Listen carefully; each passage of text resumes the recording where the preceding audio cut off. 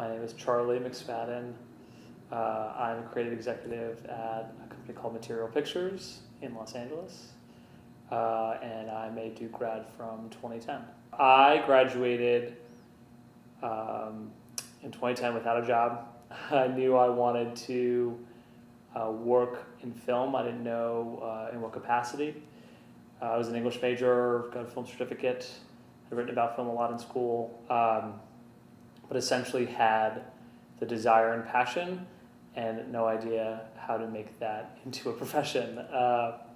I was very fortunate in that a friend of my parents' family friend knew someone, and I got my resume to the friend, and then eventually woke up to an email from a director who's making an independent film, his first in about over a decade, and got an interview through him, and started in physical production. That was in New York. Started as an intern on set.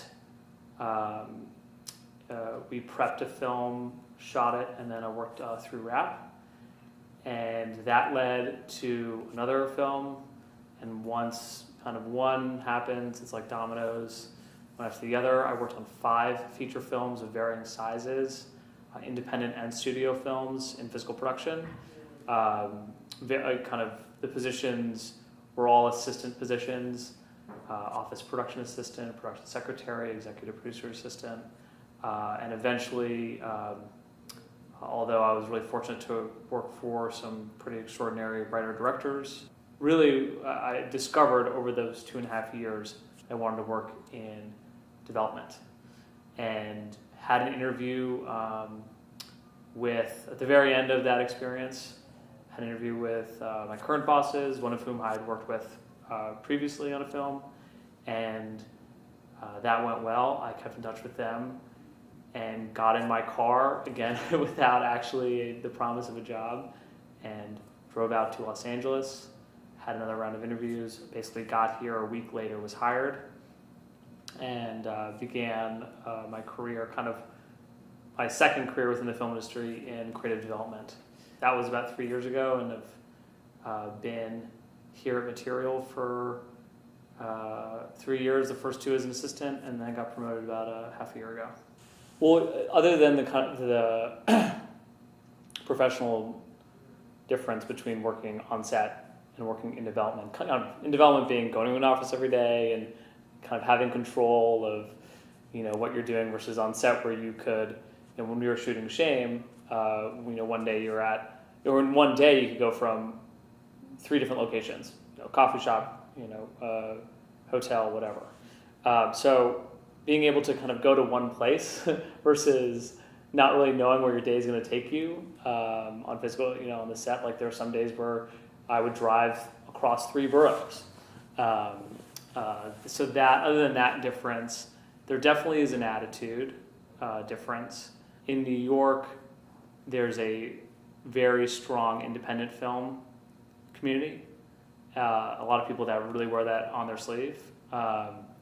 And there is very much in New York versus LA in some ways. And I was lucky kind of to dip my toe a little bit in the independent film waters. And there's also the idea that people in LA do have this, these cushy jobs where they air-conditioned offices and they sit and they make decisions from there, but they don't actually know what it's like to work on, get their hands dirty and be on set. But there are plenty of people in LA that, that know what physical production's like, and they can, play on both sides. As an assistant, in many ways I did a lateral move, because although I'd started climbing up a rung in physical production, I not started from the bottom in the development side, but I did have to begin as an assistant in development, and I did have to learn a new skill set. I had not spent 2 years reading scripts and knowing writers and all that. I mean, obviously I'd read scripts before and seen these films come together firsthand, but I did not have the sort of knowledge base that a lot of my my peers, coming from agencies and coming from, other production companies or what have you. So I felt There was a huge learning curve for sure.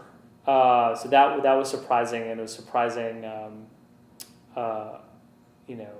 learning the whole networking game. There is very much an assistant Los Angeles networking game. That was definitely surprising and at first a little off-putting, but something that over time I got more comfortable with. And part of my job is staying on top of half of our projects on our slate, of which I'm the junior exec, and that's as simple as the new draft comes in, which you've kind of given notes on. The new draft comes in, you read it immediately, you talk to your bosses, you talk to any producing partners you have, or studio heads or studio executives that you're working on it with, whoever your partners on the project are, you talk to them, you get your collective thoughts together, and you go back to the writer and say, or whoever else is involved, if you have an actress on it, or an actor or a director, you kind of everyone gathers their thoughts and give their feedback. But basically, it's like shepherding things from start to finish. Yeah, so it's paying heed to what you have and then bringing in new projects as well. I quickly, during my time at Duke, realized I didn't want to go down a traditional path. So I was okay with the ambiguity, and I fought the small part of me that is very type A. I suppressed and didn't really listen to a lot of the people around me that were getting all hot and bothered come senior year about what they're going to do with their lives. That kind of entrepreneurial spirit was well fostered at Duke, and I think as an alum, now there are enough people out here that or not just out here, but just generally in the film industry, that have kind of made their own way and created their own path, and I'm glad I did it. I'm glad, it's a better story too. If someone gives you an opportunity, you have to honor that. And some people, as crazy as it sounds, showing up on time, showing up early, going the extra mile, anticipating, learning how to actually work with others and problem solve in the moment. Physical production is very much, everything will go wrong. And so in those moments when you do have a moment to breathe, prepare for everything going wrong. Because the second that someone misses their call time, or somebody doesn't show up, 3 other things happen, and then it's chaos. And it's kind of being able to remain calm under pressure and do things in a timely and efficient manner. And the other thing is just simply be reliable. The principle that there's no task that's below you,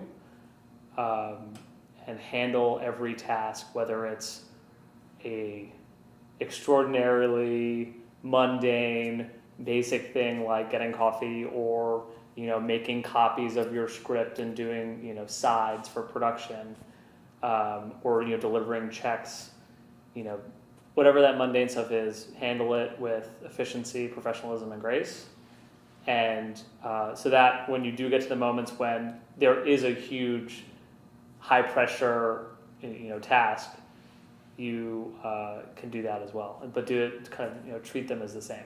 I would encourage obviously to take film classes, and but on your own accord, go see movies. If you there are plenty of free student screenings, but there are so many outlets for you to watch free stuff. If you have your parents' Netflix account, or someone has a Netflix account, I'm sure, HBO account, there's a plethora of great content out there, both on the TV and the film side. And if you want to go into the entertainment industry next year, and this summer, every interview you're going to ask, they say, what have you watched?